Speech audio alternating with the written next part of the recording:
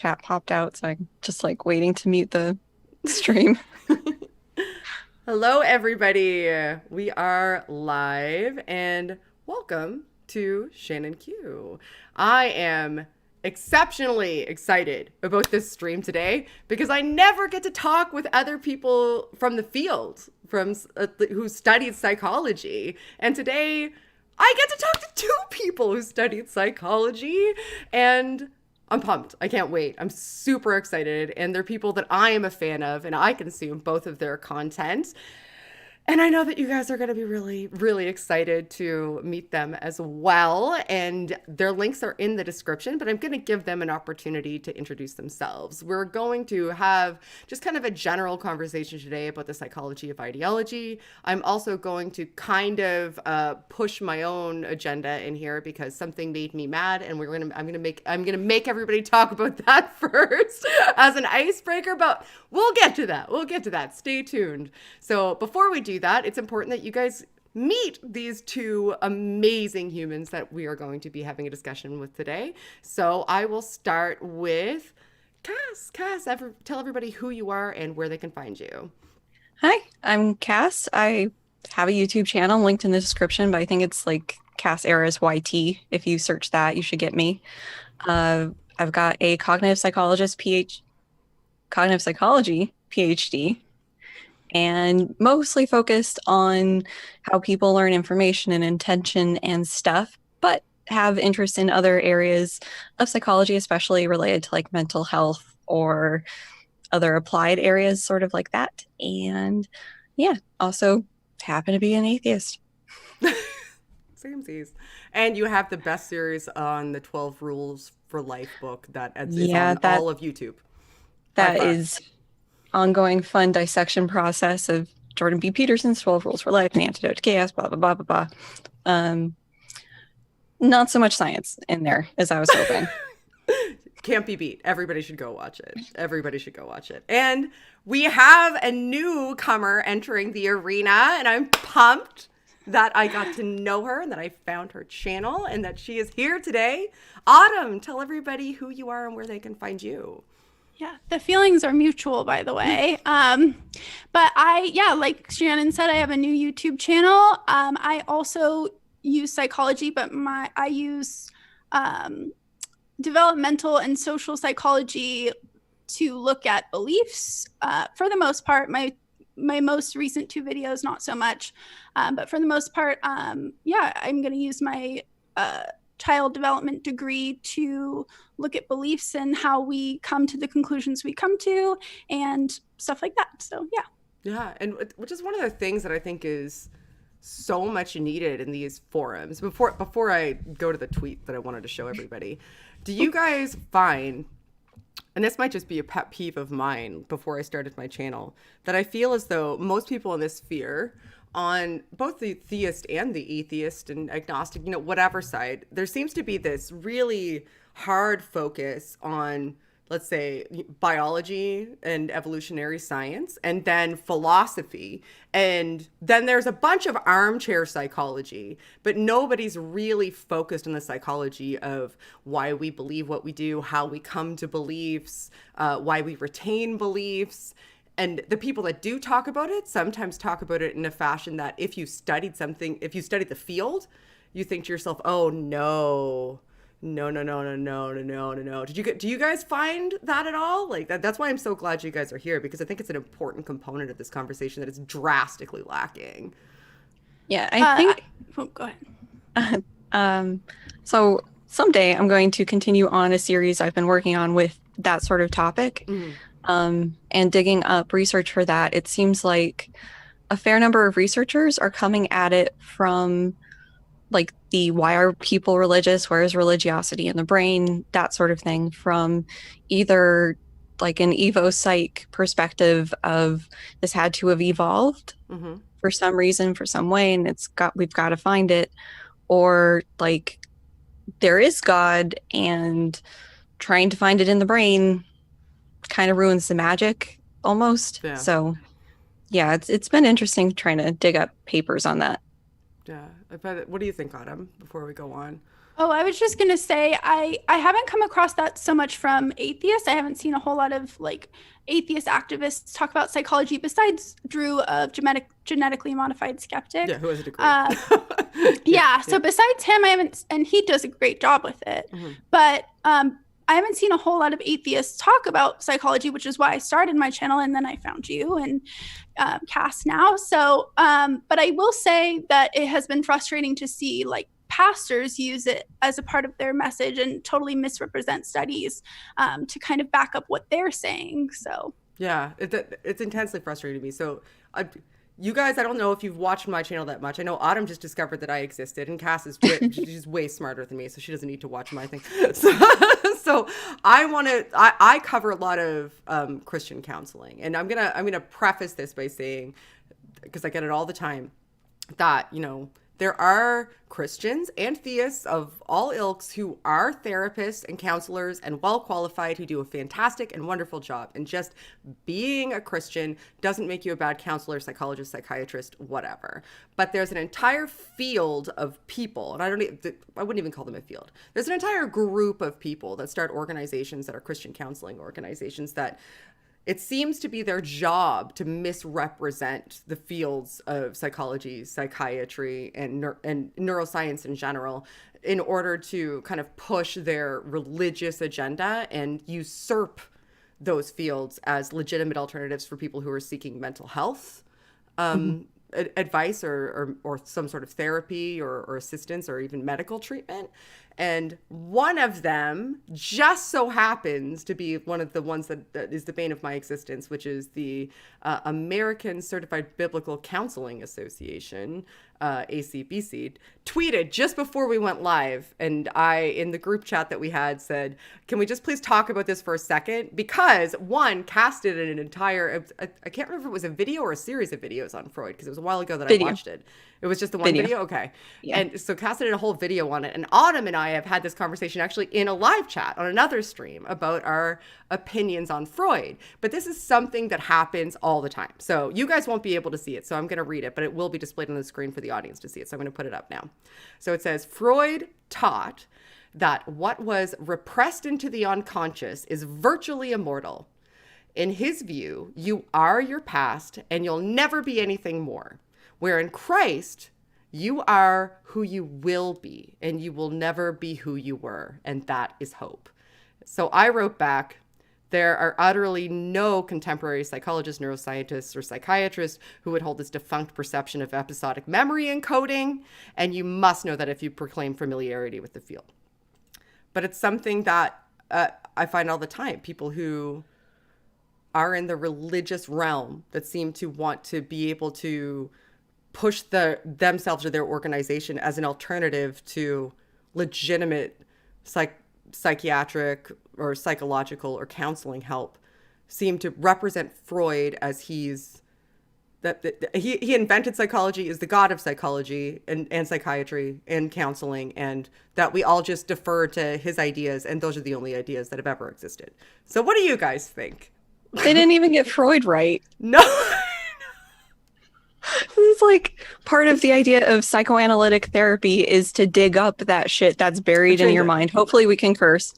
And then work through all that repressed trauma and everything, and then be happier and healthier or whatever. Right. Granted, it would take years of very expensive therapy every week to do, but it is part of the therapy process under Freud. So good job them. I don't know. And what do you think, Autumn? Because we had a chat about this, like just as an aside in a live chat, like ages ago, I think. Yeah. I think given all the information that we have now, of course, we can look at what Freud did and find all the things wrong with it, right? Because he was just working with, he was starting out in psychology. There wasn't a whole lot going on. Mm-hmm. But I will say that part of my deconstruction story is actually reading The Question of God, Mm-hmm. which is a book comparing Freud's arguments for atheism to C.S. Lewis's arguments for theism. And he had some really interesting ideas about basically how God is undisguisedly like a father figure, and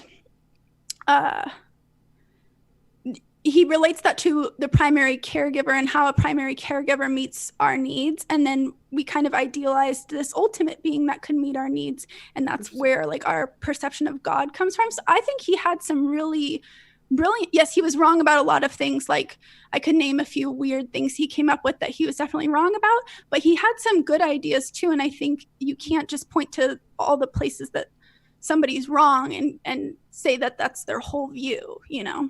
Yeah, no, so I think I agree. I don't know if I agree or I disagree. You can tell me if I do. So I feel, and this is where we talked before, that Freud was kind of this catalyst that propelled these ideas into the forefront and put a spotlight on them so that we could look at them a little bit deeper and understand them a little bit better. He didn't have access to functional resonance imaging. Like he didn't have access to fMRIs.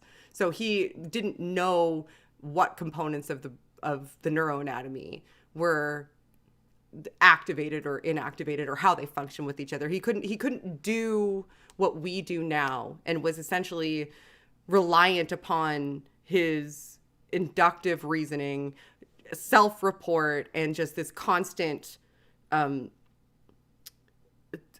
accumulation of knowledge based on his interactions with people. And I'm not saying that he wasn't smart, and I'm not saying that he didn't have some really interesting ideas that are worth exploration.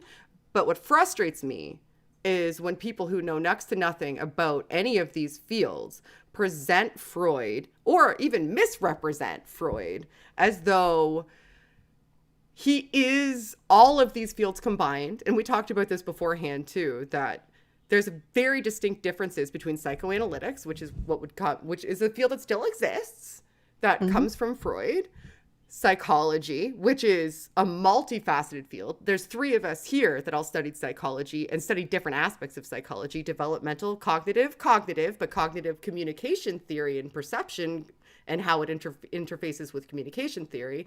And you studied a little bit more. Did you say, was it learning, Cass? Sort of. It's implicit learning, okay, to completely jargonize it.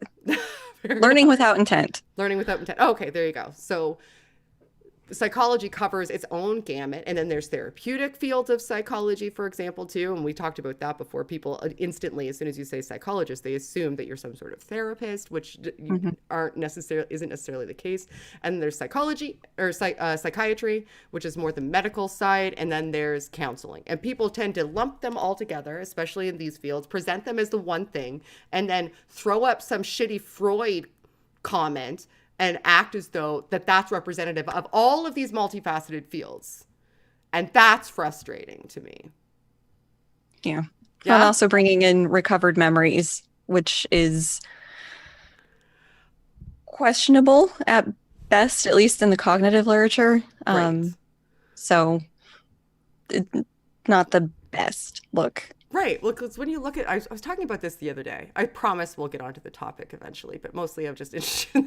So I don't know if you've ever read the book Brain Bugs, but it's a really interesting book. But it brought some studies to my attention that I thought were really cool. And one of the studies that it was talking about was a study, can't remember the name of the person who did the study or even when it was done, but it was about priming and framing and memory recall. So they presented this list of words to people, and it was randomly presented, and some of them were nonsense words and some of them were actual words, and they would measure the recall time from the time that the word was presented to the time you hit a button essentially saying this is a real word, this is a nonsense word.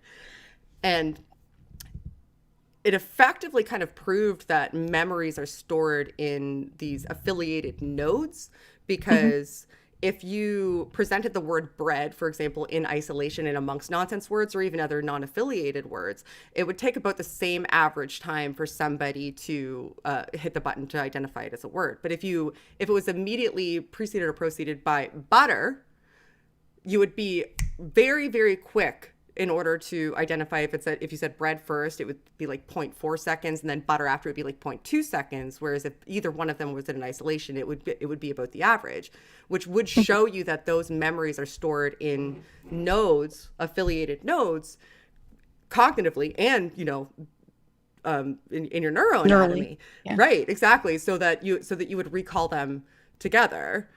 And I forget where I was going with this. I just thought the study was really cool, and I think I wouldn't. But so it shows you that memories aren't simply suppressed, like they're stored in affiliated circuits. And the idea that you would have this sort of, which is a different type of memory too, like the memory they're talking about is episodic memory. And episodic memory wouldn't just be stored and then disappear. Cass, maybe you would know more about that than me because you're... Yeah. Well, so depending on how far off topic you want to go. Let's screw it, whatever. Let's do whatever. It's my channel, I do what I want. The central issue is if repression is a mechanism that exists. And especially in the way that Freud or Neo-Freudians described it, where you have like a traumatic event and it's difficult for you to think about. So some proposed part of your personality shoves it and represses it so you can't think about it. And that's the repressed thing, except it doesn't just stay nice and out of your mind. It kind of bubbles up through and interferes with things. But this mechanism doesn't really have the best support for how we understand memory to work, with like the connection strength between neurons that are associated with different memories. Like, how do you still have this memory and some memory strength that you could later work through this with the therapist, but that you can't access directly or consciously, and it just doesn't quite make sense with our understanding of memory. It's like saying you could have forced or coerced cognitive access to something that you otherwise couldn't access, which doesn't make a great deal of sense to me. So I'll stop taking us way off topic, and we can start talking about the actual subject matter. And what I'm interested in is, I promise I'll talk significantly less and let you guys talk more. But it's the differences between the view of, cognition and from a developmental standpoint, because neither Cass nor I really studied in-depth developmental psychology. I mean, I took a couple courses and I think Cass did as well, but Autumn, you did.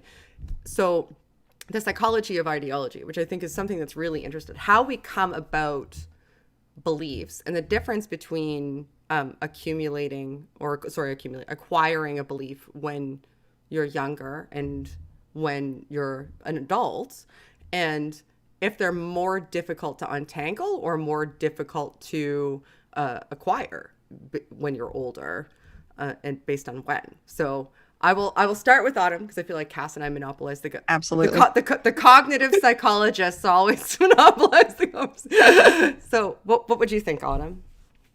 I can certainly tell you what I think just based off of the research that I've seen, but I haven't actually specifically looked at like studies of like the difficulty of leaving a religion that you've had since childhood versus like as an adult. Is that what you're asking? Like the difficulty in coming out of an ideology? Or I don't know if you can rephrase the question. Oh yeah, sure. Absolutely. So let's see if I can do a better job of this. So my idea is, instead of phrasing it as a question, I'll just phrase it as the way I see it, and you can tell me whether or not I'm right or wrong. That might be easier. So to me, it seems as though if you acquire a religious belief as a child, it would be more difficult to untangle that, because through the process of development, and you would know more about this than me, so I don't want to misspeak or make myself look foolish, which I might. Through the process of development, you're going to more kind of entrench those neural pathways, because you go through such a massive amount of, sort of branching and pruning at that time, and you're laying down that groundwork. So it would be more entrenched if you accumulated that belief as a child and then had to get rid of it or change your belief system as an adult, than if, let's say, you started tabula rasa as a child, acquired a belief system as an adult. Like if you put those two cohorts next to each other, like an adult who started believing in religion at 25 versus an adult who has believed in religion since childhood, like the same religion, If you put those two next to each other, the one who acquired the belief at 25 would maybe have an easier time casting off that belief system than the one who has had it from the time, from like birth essentially until 25. If they were presented with the same information, deconversion would be more likely with the 25-year-old who never had the belief until they converted later in life. Does that make sense? Yes, I would say it has a lot to do with environment. So while two people could be raised in the same faith from childhood, one might have an easier time leaving that exact same practice because of other things in their environment. So if they have like a high control household where, the behaviors of practicing the religion are like highly reinforced, like they're praised for practicing the religion and they're punished for not. And so I think you have to look at a lot of things in the environment. You can't just say someone from childhood is going to have a harder time leaving than someone who maybe acquired their beliefs in adulthood, because an adult can become very vulnerable if their needs are being met by participating in specific religious practices, such as in cults.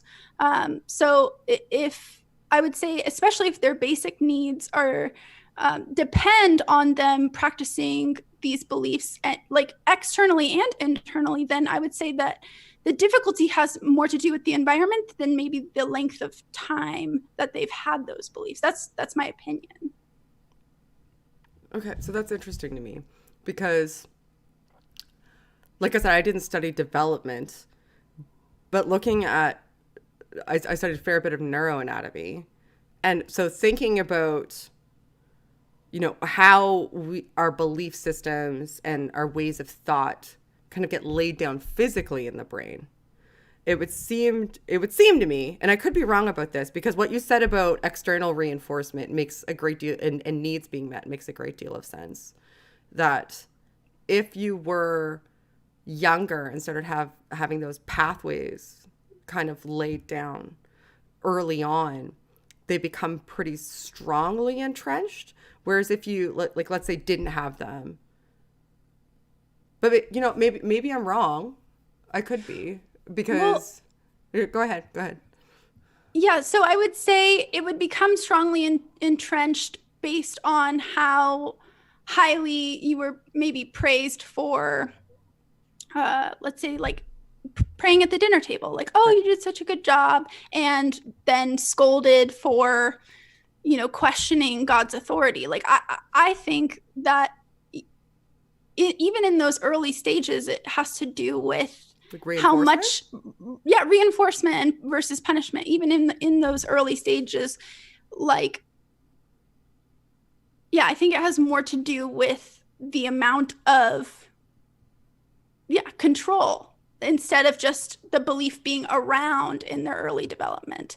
And if it provides comfort for them in early childhood, then maybe it would be like solidified all the more because it's very comforting. And so they kind of, for me, like even as an atheist, I would say there have been times when I want to kind of revert back to prayer when I'm really, really, really emotional. And even though the rational side of me doesn't believe in the Christian God anymore, I would say when shit really hits the fan, that's a coping mechanism for me. I want to shout to the heavens or the universe or something. I once asked my friend to pray to Buddha with me because I was just so sad. And I didn't believe in the Christian God anymore. So I was like, I just want to pray to something because I think it will make me feel better. And it did, because it brought back those old comforting feelings for me. So you kind of... So go ahead, Cass. Go. With what you're talking about, Adam, like, it makes me think about or wonder about the nature of just the general home life and associations with religion. If it'd be easier for some people, where if they only have really positive interactions with the religion, like they're praised for praying or doing the other activities associated with the religion, it might be less of a drive to leave than if it's, you're not doing this right, you're acting out against God. You're doing this against God. What's wrong with you? And just negative and punishment and very oppressive. And so maybe there's more of an impetus for people who have that negative experience to leave and not necessarily question it, where somebody having a good time with it doesn't really have that same experience. Yeah, we leave groups when our needs are not being met, and I think that counts. Emotional needs count in that as well. If your needs aren't being met emotionally, then you're able to leave and find a group that will meet your needs emotionally, or whatever needs that you have, because that's kind of how we like evolve to survive, right? Like we wouldn't survive well in a group that's not meeting our needs. We would die. So I guess we maybe evolve to find or stay in groups where, or change the group so that needs are being met for most, if not all. So, pardon me. So I have a question, probably for both of you. When you say negative reinforcement, or I guess it would be negative emotional affect. So there's so many people, and I haven't really delved into, belief psychology. I find it fascinating, but I haven't delved into it as much as other aspects. But there's so many people who've had this negative experience who don't seem to have the drive to maybe seek out alternative belief systems. It could, and seem fairly entrenched in the one that they have. I have studied abuse structures a bit. Could that be kind of an abuse cycle that creates a codependency that strengthens that belief system, because that codependency? Yeah, maybe that's like a moderator of negative experience. Right. Some people believe that God has their back eventually, Right. if not now, or things will improve, versus not the whatever personality traits lead to codependency, and like, nope, this is unacceptable and I'm gone.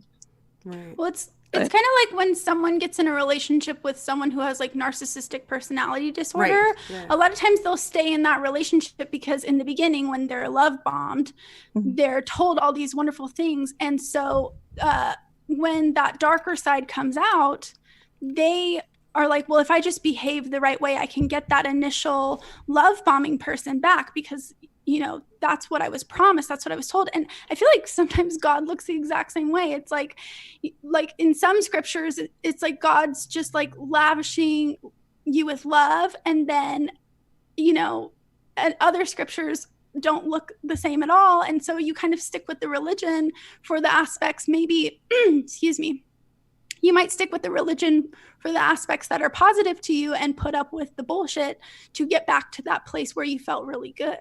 Yeah. Or I fear sometimes, I don't know, but I fear sometimes that as somebody who's delved into, manipulation structures a little bit, that people who are in those sort of abusive states might feel as though if they just hold on, they'll kind of get, and it goes back to the love bombing too, I think, to a certain degree. It depends on the upbringing, that they might get a reward, and they've sort of fantasized about what that award is going to be like, and they've given themselves this sort of internal experience of what that reward might be like, and just thinking about getting the reward is something that's even more not beneficial, but it's a reward in itself. Right. Yeah, exactly. Like fantasizing about getting that reward is more happiness than they get just even living their general lives. So that's a thing to look forward to. And if you don't give them an alternative to that, that's the only thing that they have to look forward to. And thus, of course, they're going to hold on to it, because taking that away is taking away the only thing that they have to look forward to. So that keeps them entrenched, because at least then they have something as a reward to look forward to. If they just behave the right way, they either might get a reward at all or get that initial feeling again. Does that make sense? Yeah. I would totally agree with that too. Yeah. So something I've encountered with Peterson, going through the 12 I don't rules, know how you do it. Don't. We're little masochists. chunks at a time, is this idea that you need to be insanely responsible and take accountability for everything. Mm. And just the sheer amount of Bible that he includes in his arguments for his life advice is amazing. But yeah, part of it was the Jews, like the ancient Jews, took insane responsibility for things, and God, by his very nature, was good. So if something bad was happening, it was your fault. Right. And that would absolutely feed into this sort of abuse structure where bad things are happening, it's because of you. It's not your religion or your God or whatever. It's your fault. You must be failing in some way, harboring dark secrets or something that's leading to your suffering, and just putting the complete responsibility on you and not your situation or things that aren't in your control. But yeah. Yeah, I think that can happen a lot. I mean, it's not to say there's always a risk when you're having conversations like this, especially if believers are listening, that they're thinking, oh, you think that my belief is dark. And it's not necessarily the case. I'm sure that there's some people who have, like Autumn said, that sort of positive reinforcement cycle where they get this community built around them and a lot of their familial bonds and their and practices and the gatherings are, kind of have this sort of locus that's built around religious practice, and that they have this experience of joy as a result of that taking place as well. And that can cause another sort of positive reinforcement. But I think what the risk is that so many people don't really internally analyze why they believe what they believe and what else it can lead to too. Now, I've said this many times before. I'm interested in what both of you guys have to think about this, or have to say about this, I should say. One of the reasons that I kind of talk about religion in general, is because I don't think that there's great conversations happening about it, and most of them are just, shit fest where everybody's trying to dunk on each other, and I think that that's dumb. But the other thing is that I think that when you have a sort of external framework imposed upon you, like an ideological framework imposed upon you that you have to exist within, everything that you perceive, all the perceptual information and all the perceptual inputs that you take in has to comport to that framework. It has to fit within that ideology. And those frameworks can maybe bend a little bit, but if they get to the point of breaking, you either have to disregard the entire framework, which essentially might mean starting from scratch, which can be devastating, which causes dissonance, which leads people to retain the framework and disregard their assessments, their potentially accurate assessments of perceptual information and for information that they're taking in. Like that they're more inclined to either take an information and try to figure out how to jam it into the framework so that they can keep the framework, or disregard good, positive, accurate information so that they can retain the framework. And I think that can be a little bit damaging. Literally just get rid of the framework and build your own as you go, I feel is a better methodology for living. Yeah. What do you guys think? Tear me apart. Do it. Tear me to pieces. I want to be torn to pieces about this because I think about it a lot. So you want to go? Sure. Something I looked at in preparation for this was just brushing up on like knowledge structures and how we process information and all of that stuff for semantic memory, which is like what what you would win Jeopardy or Bard trivia with. And so one of the things that popped out to me was scripts and schemas. So schemas are a heuristic, which is just sort of a cognitive shortcut in processing information, because there is a lot of information coming at your head and you need to be able to comment or be able to process what's coming in. And one way we do this is through schemas. And schemas are sort of just what we think should be in certain places or events or whatever. So like a dentist office, you would assume would have like a guest room, a back room, front staff, back staff, hygienist. And then in addition to just your schema of what should be in this dentist office, there's also a script for when you go in for like a regular appointment.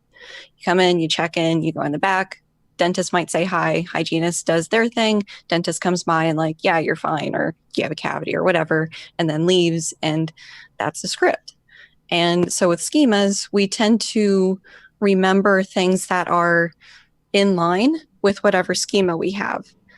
So if there is a clown at the dentist office, I mean, it's weird enough you might remember it, but if there was some small deviation from a normal dentist office, you probably wouldn't remember it. And so I think sort of like what you're talking about, Shannon, is there's almost a religious schema that's built up for how we interpret the world. Yes. And so good thing happens to you under this schema could be attributed to God and you doing something that made God happy, or you just being good enough of a person to receive God's favor. And bad thing happens, I must not have been doing enough at church, or something bad I did, that's why this bad thing happened to me. And using that schema to interpret everything that's going on and discounting things that aren't in line with that schema. So if you are taught from a very early age that atheists are dangerous and, you know, you got to look out for them because they're working for Satan or whatever, you encounter an atheist, you're going to probably be on guard and maybe looking for the negative traits or things you don't disagree with. In some of the Peterson videos, I don't know how many people have attacked me because my hair is purple. Like, you're a bad person and your dad must hate you that your hair is purple. Like, just to throw me away and ignore any of the things I'm saying. And so, yeah, using your schema in that way to kind of insulate yourself and maybe not think critically about your belief system could hurt you in the long run. Or actively work to retain it.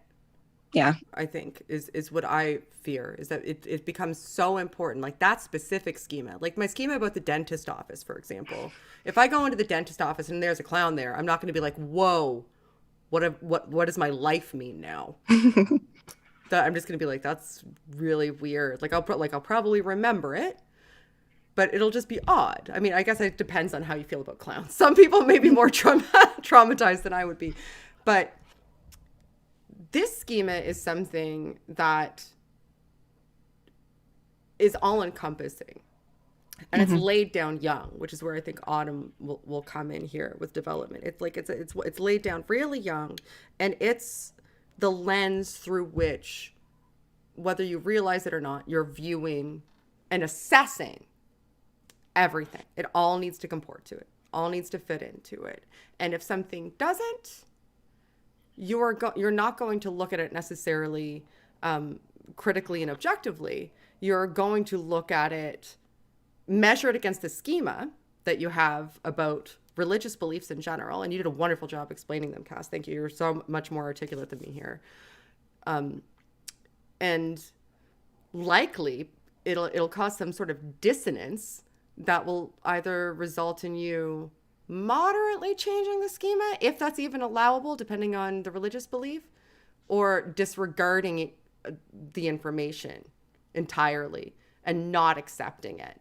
And I feel like once that starts to snowball cognitively, and you just become accustomed to disregarding information, you get that comes in that's contra to that. You get, flat earth and young earth creationism and anti-vaccination. And those types of things are the result of consistently trusting that sort of worldview framework that you have religiously, instead of being able to create it as you go and have it compartmentalized and have a multitude of different schemas instead of an overriding schema that decides what schemas you're allowed to have on the lower parts of the hierarchy. Maybe that makes sense. I don't know. Yeah. So I was just going to add, I agree that, sorry, I don't know what's going on with my voice, but I would agree with everything that Cass said about schemas. And She did a great job explaining it. I agree, but I'm gonna get water. I don't know what's happening. Yeah, you're good. That's why I always have my Diet Coke. Hydro homies. It's demon possession. Yeah, no, that's probably just it. kidding. It's gotta be it. No, so I was gonna say, I think it has a lot to do with vulnerability, because like what you're saying about like reaching a point where you get information that doesn't fit in with your schema, doesn't fit in with the knowledge that you have, your framework.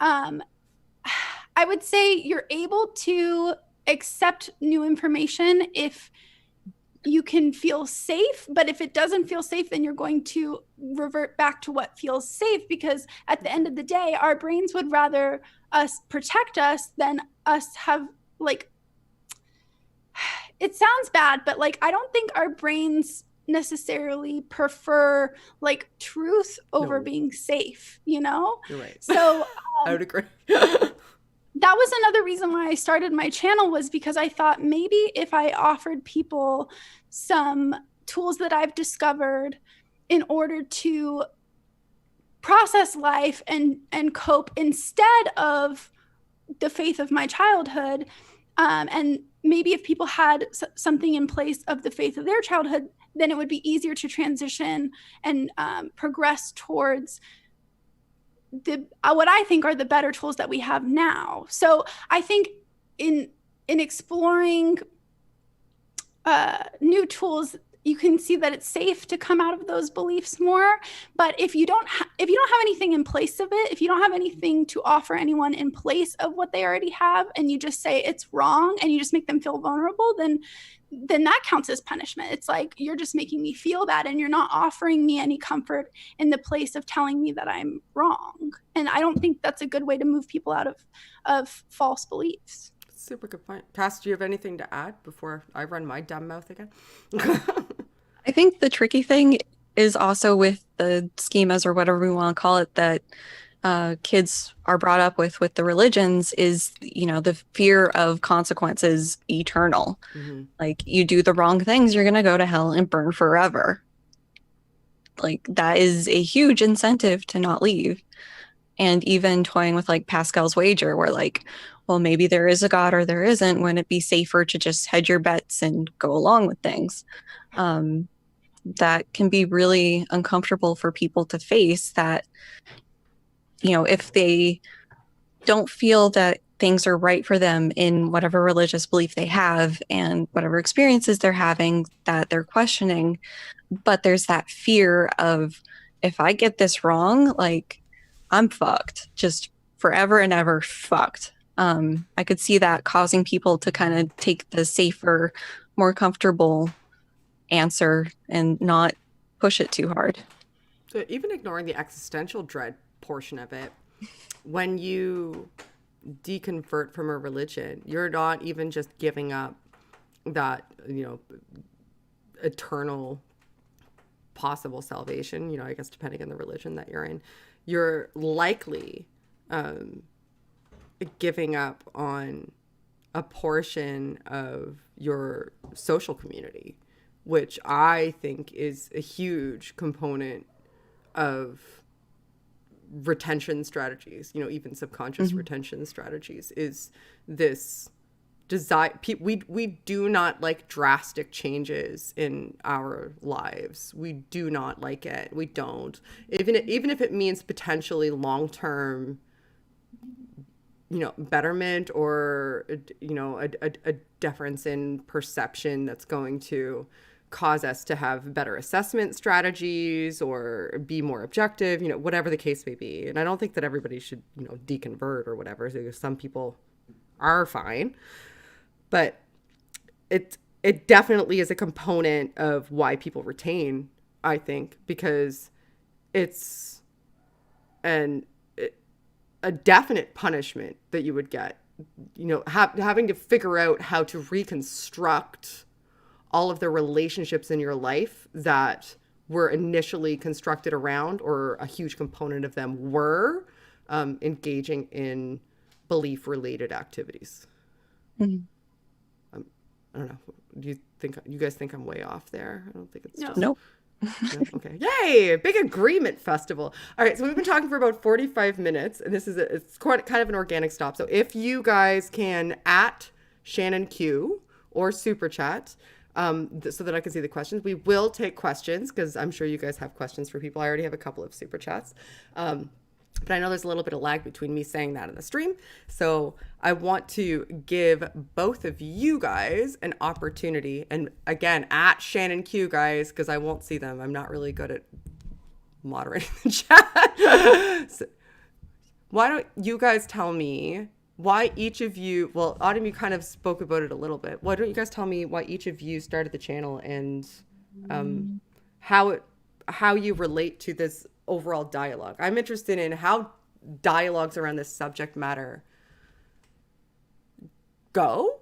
And I don't think a lot of people are. I think a lot of people are more interested in, kind of owning each other and having a soundbite of them, owning a theist or owning an atheist.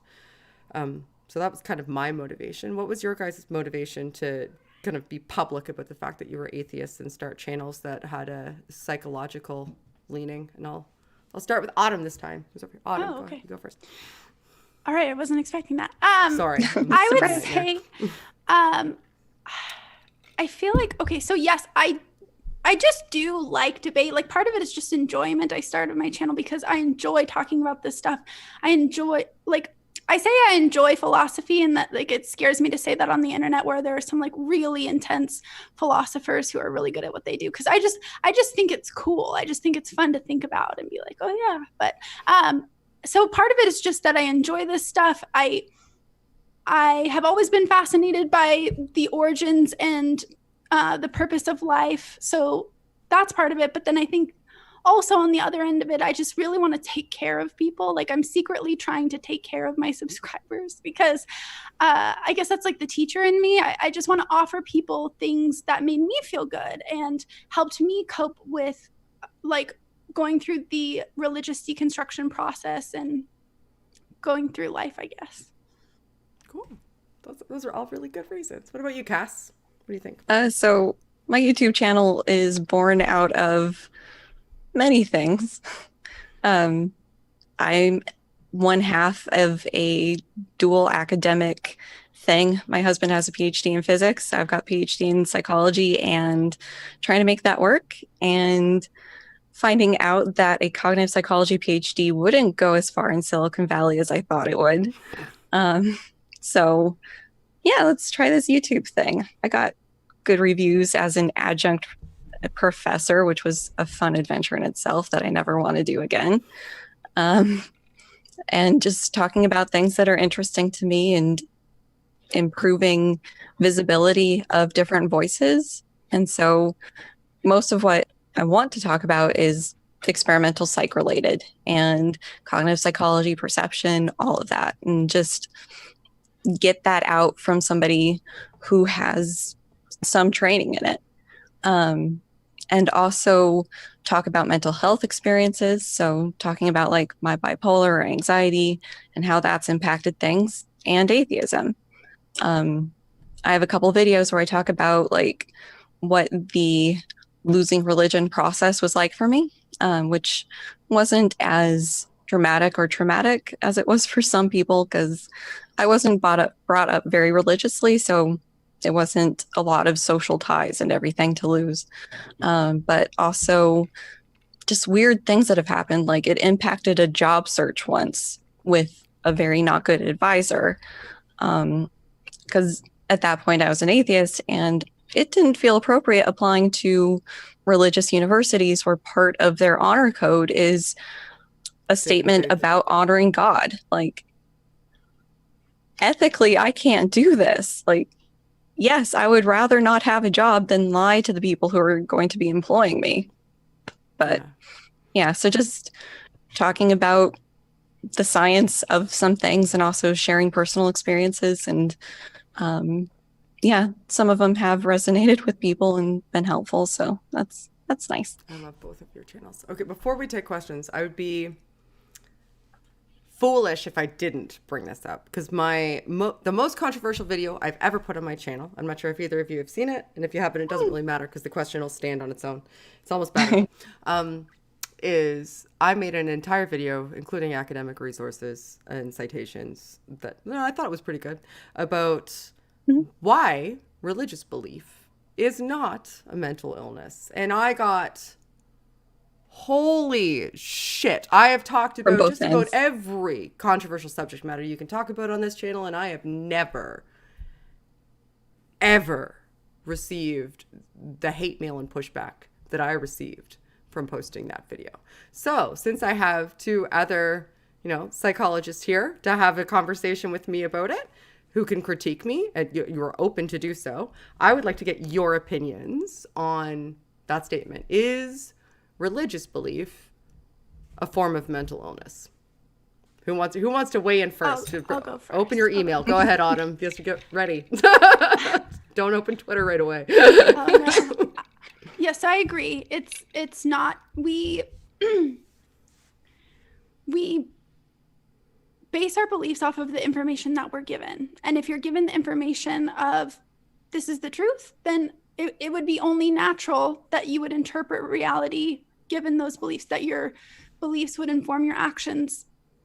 Like if you're given the Bible, then that's going to inform your beliefs and that's going to inform your actions. And so that's not mental illness. And I would say, secondly, saying that, even if that were true, let's just say for the sake of argument that it's true, is saying that a good way to change somebody's mind to call them mentally ill? Like, I don't think that has ever been helpful, like, especially phrasing it that way, because you're not, it's not like a diagnosis. It's not like, I want to get you help because I'm trying to help you. It's literally just, it's almost like it's not helpful. So not only is it not true, it's also not helpful. The thing to me that I sort of come back to for thinking about the different disorders is the biopsychosocial approach, where we look at like the biological components, meaning like your genetics and other biologically things, psychological components, so your thoughts and ways you look at the world and things, and social, so the environment you're in. And so in our society, it is accepted and normal for you to talk to some omnipotent being who may be on your side, or you're trying to get on your side. Like, this is a part of our culture still.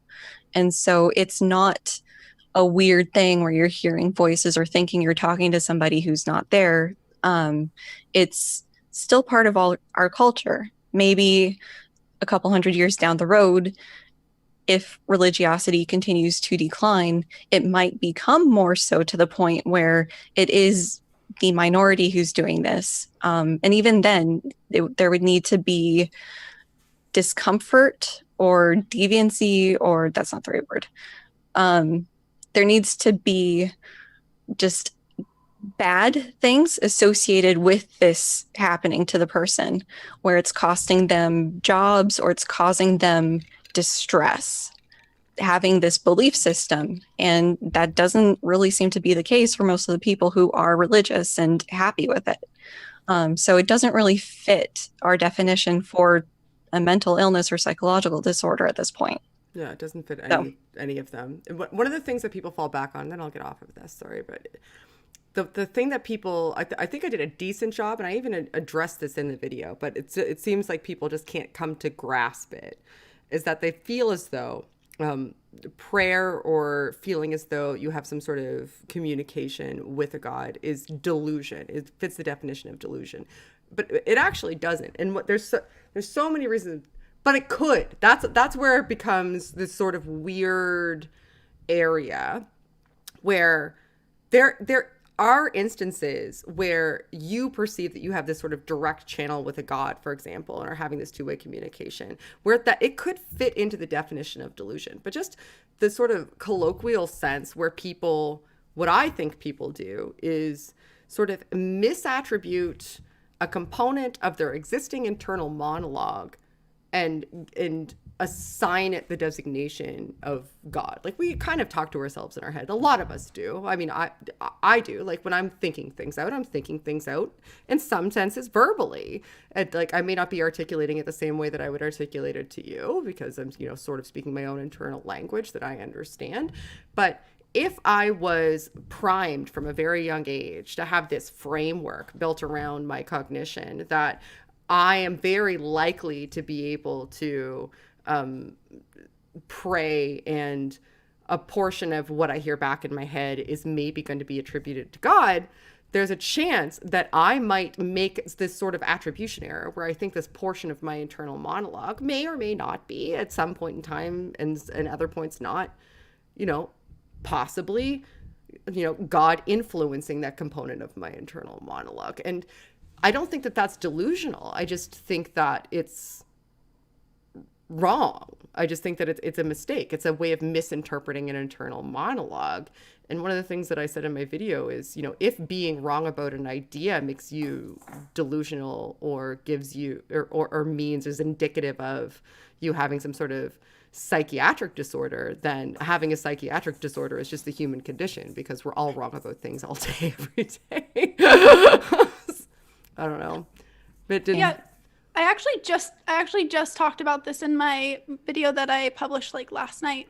Mhm. So it's like, because we're pattern seeking, you know, sometimes, you know, pareidolia, like where you see faces in places where there are none. Yeah. It's like, because you identify that that looks like a face, that doesn't mean that you're delusional. It's just that your brain's looking for a pattern. So I would agree with you. It's like, you know, just because we make connections in places, like in things that aren't actually connected, but we just are trying to make sense of what's reality, basically. Right.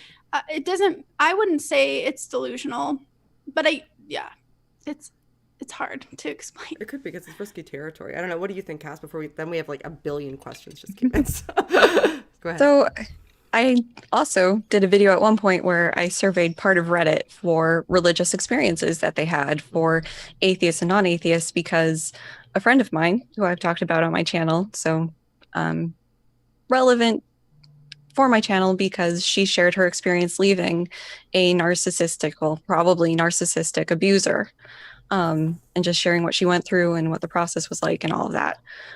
But we were really good friends in grad school, and one of the things that we talked about was atheist versus she was raised Catholic, and at the time was kind of questioning her belief. And then she went recovered Catholic, and at this point I think she's agnostic. But something that made it hard for her to leave is having these experiences where she felt like God was with her. And she was in a really dark point in her life and prayed, and just, she felt the presence of something that she attributed to be God, and that it was there for her and wanted her to do well.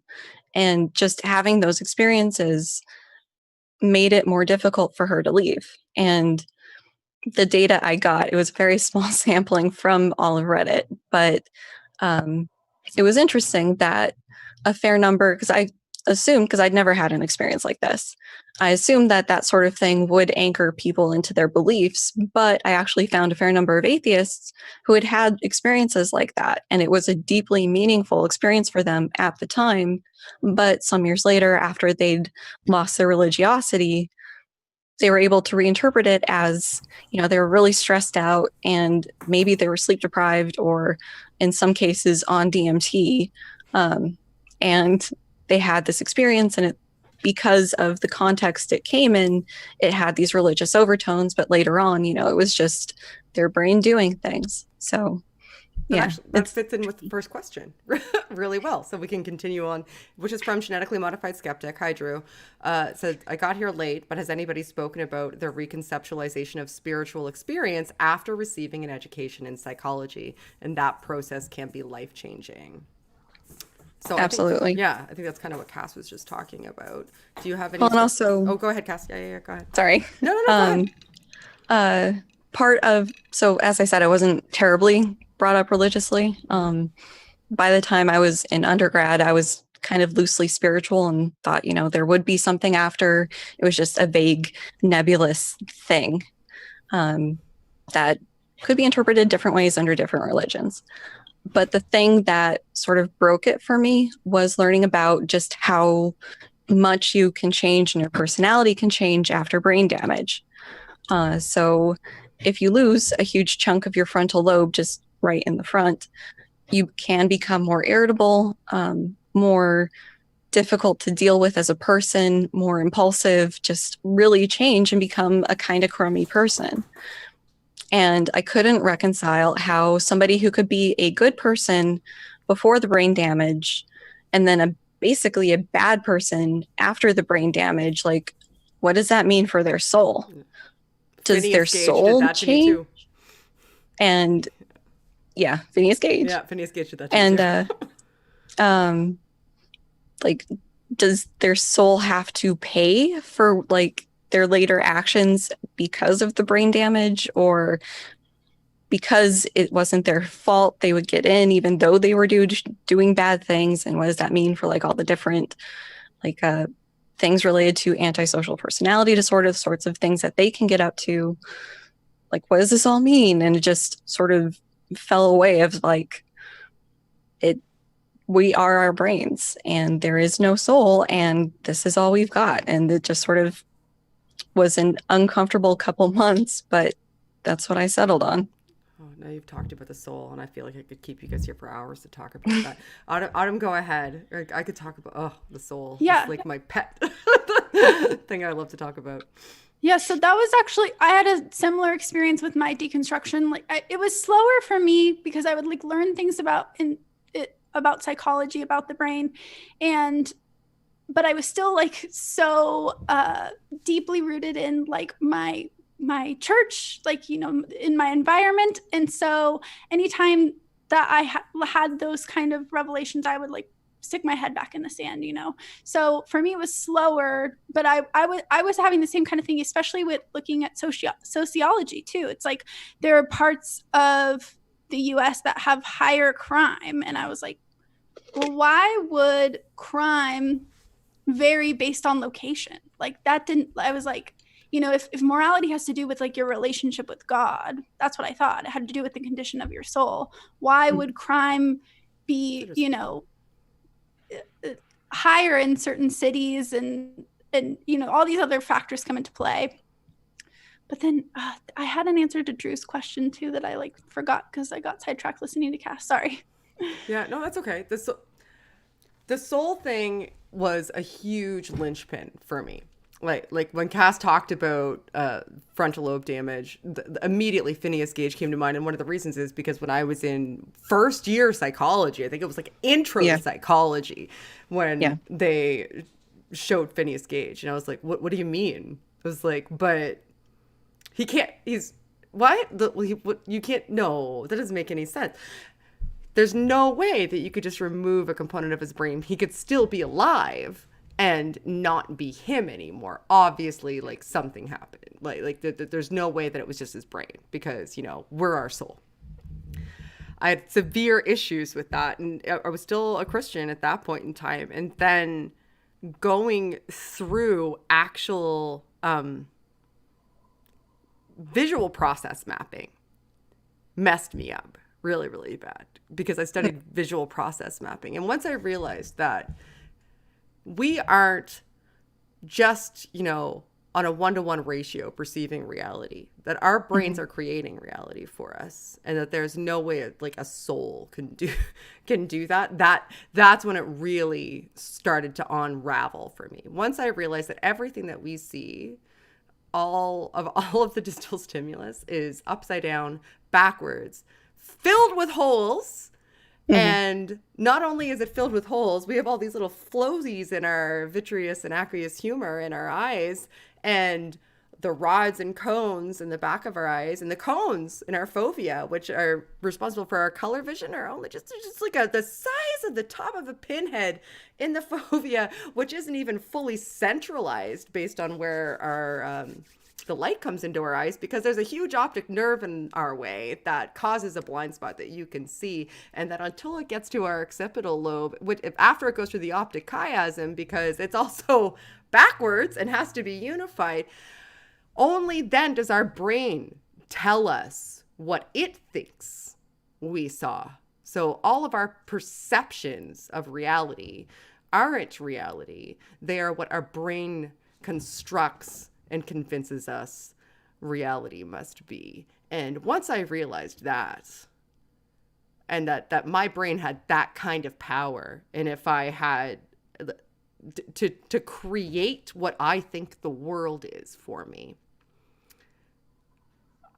I started having some serious problems with ideas surrounding the soul. Like Phineas Gage did some damage, and then studying aphasias, like Broca's and Wernicke's aphasias, realizing that like something could happen to a component of my brain, and I'm no longer able to either understand or communicate an understanding anymore. And then Alzheimer's, realizing that that the myelin sheath, which is essentially the insulation surrounding my neurons, could be eaten away, and I could no longer remember who I was because of a physical change in my brain. All of that combined together, like a dissociative identity disorder. People who are split brain, who had epileptic surgeries, that now suddenly have two internal personalities, that one that can write and the other that can talk because there's localization of function. And all of those put together, it drives me bonkers when people attempt to say there must be something external that's interacting with the mind, because when you can do all of these changes to the physical structures of the brain and end up not being you anymore, have multiple versions of you, or have a different version of you, are you suggesting that the soul is entirely divorced from you? And then why is it needed anymore? But it just doesn't make any sense. I could talk about this stuff for hours. We have so many questions. We went way off track, but sorry, the soul is like a thoroughly answered. You should never say soul in front of Shannon. That should be a rule. We don't talk about Fight Club, and we don't say soul in front of Shannon. Those are the two rules. All right. Oh gosh, I accidentally minimized my entire screen. All right, let's see. So question 1 is, this is from Vibrantly Brantley. Thank you for the super chat. I'm driving home from work. I hope I can keep up with the live chat. Please don't text and drive, Brain. Seriously. Oh, please don't text and drive. Brutus Magnuson says, keep being Shannon. Well, thank you. That's very kind of you. Oh, Saint Eve. Hi, Saint Eve. I love Saint Eve. Do you think the mechanisms for non-religious ideologies, social, political, or otherwise, differ in how they are reinforced? That's an interesting question. Did anybody want to go first? One more time. Do you think the mechanisms for non-religious ideologies, so like social ideologies, political ideologies, or any other type of ideology that isn't religious, differ in how they're reinforced? No, I would say the process is the same, and that's why I wouldn't call someone religious, delusional, or mentally ill, is because these mechanisms can manifest in all different kinds of beliefs. It has a lot to do with environment and reward and punishment, and it can manifest in different ways when you're given different information, but I think the mechanisms are the same. What do you think, Cass? Probably. It's one of those things where it's like I would feel more comfortable saying affirmatively if I had a couple papers in front of me, but probably. It seems like they sort of could fit into the same frameworks for how you process the world and try to solve problems and all of that. So they at least have a very similar structure to them, if not using the same sort of processes and architecture and everything. Yeah, I think I would agree.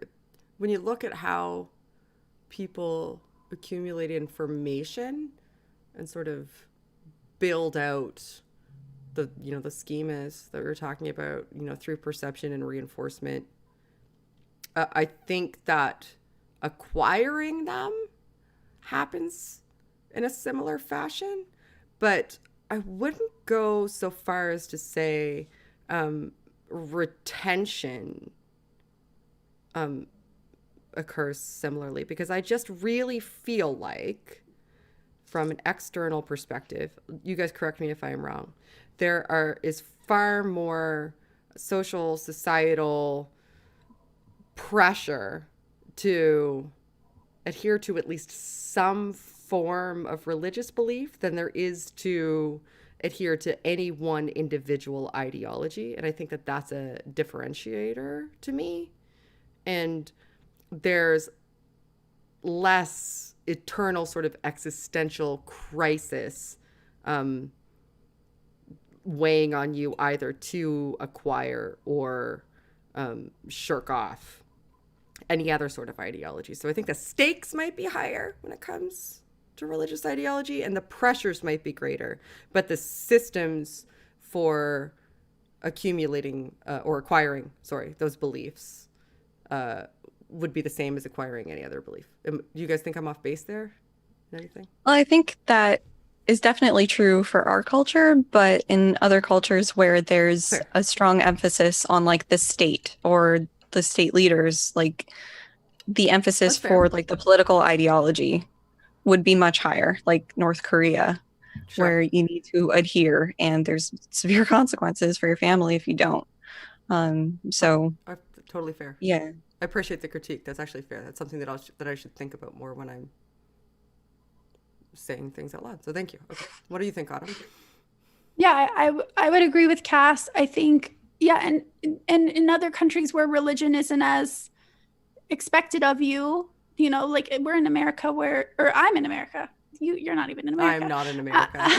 In America's hat. But Cass and I are in America, right? Yes. Oh, Yes. okay. Now I'm confused. But yeah, so it's like I feel like it would be pretty, I don't want to overgeneralize because I don't really know, but it looks to me that it would be easier to leave your religion in somewhere like the UK, because it's like people are just like, yeah, okay, like you're not religious. Like here it's like I started using the word atheist at work like a year and a half ago, and people would try to tell me that I wasn't that. You know, they have this strong reaction to me using, they're like, why are you being so extreme? I'm like, it's not really extreme. It's just the label that quickly, you know, lets you know what I think. So Yeah, my husband's collaborators from UK, Europe, Africa. Well, trying to remember Africa, guys. Anyways, UK and Europe definitely look at us like, or us as in the States, like, what is going on with you guys? Why is there debate about teaching creationism in schools? Like, why are you guys doing this? Why is there any discussion on that at all? You guys, what the fuck? What are you guys doing? Are you okay? Do you need help? Yeah. Yes. Yeah, so I think that's fair. So I guess I'm speaking from my individual cultural perspective, and when I'm saying that there's, but I still feel like what I said about existential stakes might stand.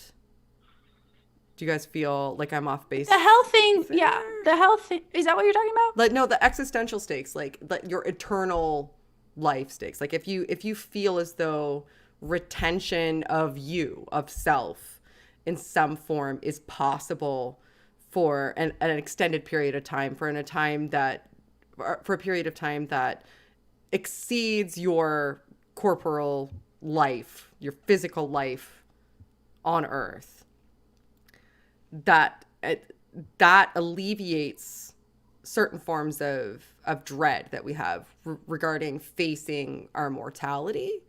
And if we have the choice, I think, between alleviating that anxiety or not, we would, you know, all things being equal, alleviate that anxiety if we can build a belief system that does and retain it comfortably and have it be reinforced, as opposed to the alternative.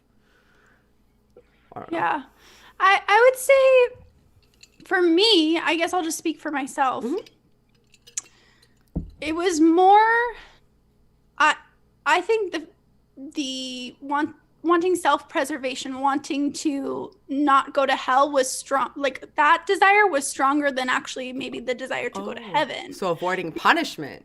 Avoiding punishment, I think for me it was more avoiding punishment because, and yes, I want to be told that I'm good, you know, and I want to experience pleasure, right? So that was the promise of heaven, but I never really had a clear concept of heaven. It, like, living for eternity did sound kind of boring and exhausting to me. But I will say this: the thing that I idealized about heaven was actually had more to do with justice. Like, I just always wanted justice, and so I was like, well, in heaven, then there will be justice, then everyone will see, because I just had like these ideas about what I wanted people to see and what I wanted people to know. And I go, oh, well, one day they will see and they will know. That was a stronger desire for me than living forever and going to heaven, because heaven was kind of ambiguous to me. So I knew I didn't want to go to hell, and I knew I wanted like ultimate justice. I liked that idea, but I wasn't super attracted to the idea of, I didn't understand heaven, because I was like, if you're never hungry, then why would you bother eating? It just confused me. Because food's awesome. I mean, I would still bother eating. We have a friend who's from the Middle East originally, and he attended, so he's a physicist. I mean, all my friends are physicists at this point. He attended his PhD program in Europe, and being surrounded by people who weren't Muslim was sort of shocking for him at first. And then he started questioning things. And at this point, he's an atheist, but he can't be public about it because he still has family back in the Middle East. I think his wife is still there, even, because they're having trouble getting her into the States. And just the big thing for his family, because his family knows, and Ramadan told him out, because he wasn't ravenous with everybody else at the end of the day. So they figured it out. But the thing they worry the most for him is the eternal hellfire that they think he's going to fall into. And, they want him back in the religion just so he doesn't have that. And so that's like the huge consequence for him. Yeah. It's interesting what that can do to people too, because my boyfriend was actually really religious. He's Mennonite, and when he deconverted, his parents went from very stark believers in hell as a form of justice and eternal hellfire, to now suddenly they're annihilationists. Like, they essentially changed their belief structure, not as a result of sort of theological examination or like really deep diving into their belief system, but because they had to find a way to reconcile, to retain their belief and reconcile what they believed with thinking it's good that their son is going to be punished for eternity, knowing who he was hadn't changed. Mm-hmm. So when I look at things like that, I think, like, why don't people more recognize what they're doing? Like, look at what you're doing.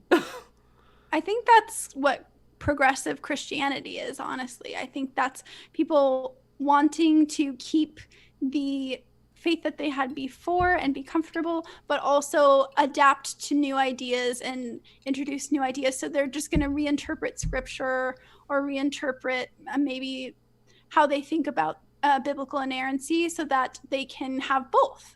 And I think that might be okay. I don't know. I have mixed feelings about it. I also have mixed feelings about it, because there's so many Christians that I know, and people have other faiths too. Like, there's even Muslims that I know that have managed to find a way to essentially like line up like toe to toe with me when it comes to, social issues and even political ideologies and where we land on like almost everything, but are, super devout Christians. But, and the way I look at it is, who am I to tell a Christian who's a Christian? What's important is, because we so often relinquish our views on each other's humanity because we hold different ideological positions. And what's important to me is who is a good person and treats other people well. And if you've found a way to, reorganize your belief system so that or reinterpret your belief system and differentiate yourself from other people with that belief system to be a good person, and we can stand shoulder to shoulder fighting for good things, then that should be more important than me attempting to batter your belief out of you. Lots of people don't like me because of that, but I don't care. I just don't care, because I think that that's more important. We so often lose the humanity in each other, and I just think it's shameful, really. We have more questions, and I'm going to end up holding you guys too late if I don't read them. All right, so this is from GSNA Pawnfire. I don't know if I'm reading that correctly, but thank you for the super chat. What is more impactful in reinforcing ideological thinking in general? Punishment / forced or positive reinforcement? How does the brain respond / develop? Question mark. It's a big question. Yeah. What is more impactful? So depends on what you mean by impactful. Go ahead, Autumn. I've actually I can't answer this because I've heard different. Is he asking what changes behavior more, reward or punishment? Is that? I'll read it again. What is more impactful in reinforcing ideological thinking in general? So punishment or forced or positive reinforcement, and how does the brain respond or develop? So I'm reading that as how does the brain or respond or develop with punishment versus positive reinforcement, and which of those would maybe more reinforce ideologies? And I think that that is like a really complex question that seems like it should be an easy answer, because so much of our behavioral outcomes is a result of lifelong context, which could include both. So I guess I don't know the answer, and I think that it's more complex. Maybe you guys have different views than I do. I think in general, if you're going to use something to try to change behavior, positive reinforcement is the way to go. Like, it's the thing that's going to be the least amount of friction and get you the longest lasting results. Whereas punishment is tending to be more localized to the exact behavior that you're trying to get to stop.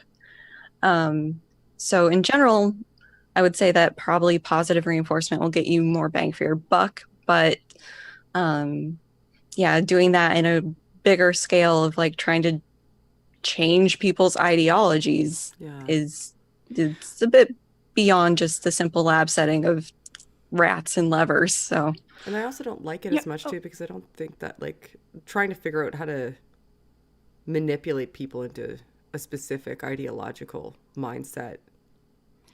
I think people and you couldn't. Yeah. Sorry to cut you off. Yeah, I was just going to say, so the thing that I think that needs to be said here about reward and punishment is reward and punishment is how the person interprets it. So even if you might think that you're punishing a behavior, if negative attention is a reward for somebody, then you're rewarding that behavior, right? So it's if the person that's receiving the reward or punishment interprets it as a positive or negative thing.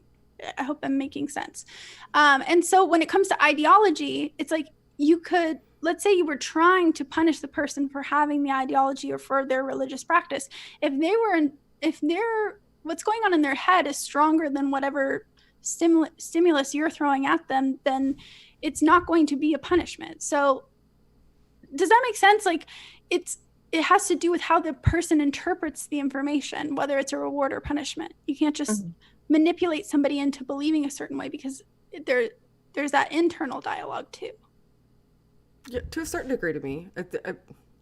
To me, I guess I'm interpreting the question as maybe I'm thinking like from childhood. Like if you're a child and your parents are super religious and you don't, pray the right way, or aren't devout enough, or don't read your holy book enough, or aren't engaging in the appropriate types of practices, or aren't the type of person that is seen as holy based on that religious belief, that constantly receiving negative reinforcement, but like in the way of withholding of love, withholding, maybe just overt punishments, isolation, those types of things might compel compel you to go through the motions in order to avoid that punishment. And if it happens consistently enough, it can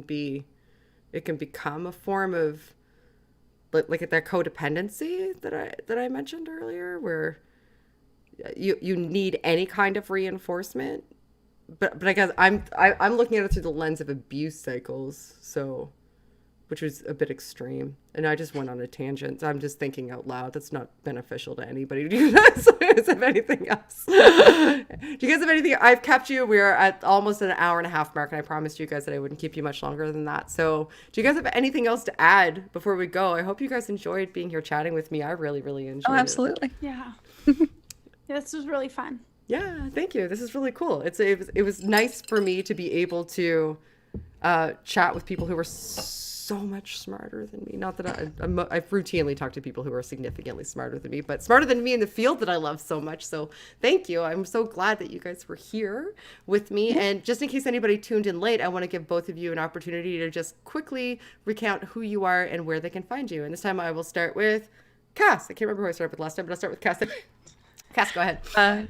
So I'm Cass. I am a cognitive psychologist, PhD, and you can find me on YouTube at Cass Eris, YT. I think I'm the only Cass Eris, so as long as you spell it mostly right, you'll find me. Been mostly doing a deconstruction of Jordan B. Peterson's 12 Rules for Life, but also sprinkling in experimental psychology and hopefully getting more of that in the future until his sequel comes out. So, I'm sorry. And Autumn, who are you and where can everybody find you? I am Autumn. I run a YouTube channel called Notes from Autumn, and you can find me there. Awesome. Thank you guys both so much for being here. I am throwing up my end screen so you guys can see me and nobody else can, but they can still hear us, so don't say any swears. And I want to thank both of you again for coming. And as always, everybody, help elevate the discourse. Bye. And I waved. I always wave, and there's no point because no one can see me, and I do it every time anyway because I suck at this. All right. I'm gonna